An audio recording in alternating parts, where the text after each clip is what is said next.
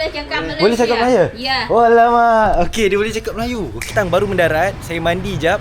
Kita terus pergi makan dekat Kemboja. Ini kedai ni halal guys. Saya tak tahu dia jual apa, tapi saya nampak online. Kita terus cuba.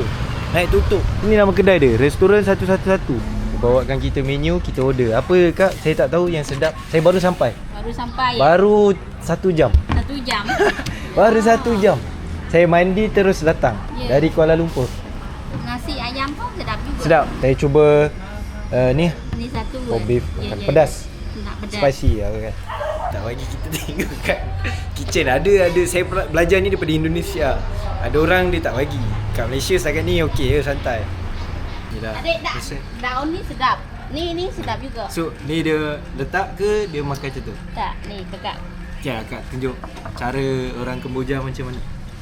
Ni. Ni sedap. Oh okey. Ya. Makan.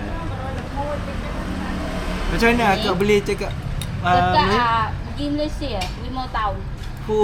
boleh cakap kak? Ya. Saya 3 hari sini. Ya. Nanti hari Tuesday, Selasa, Kampung Cap. Ya. Saya mau pergi. Oh, adik pergi kampung Jam. Ya, saya nak tengok Melayu. Kampung akak kat kampung Jam. Kampung Cap. Akak kerja kat Mumping. Wah, beef pho di Kemboja. Bismillah.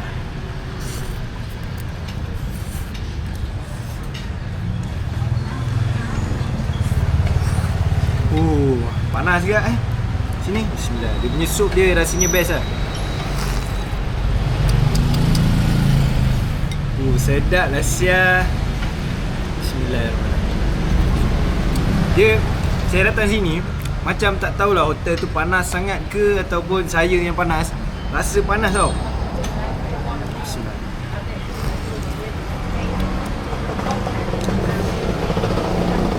Dia punya sup tu kena lah. Dalam ni ada lagi dia punya fishball. Bismillah. Kembang Facebook live, kembang mari sini ya bang. Okey lah. InsyaAllah.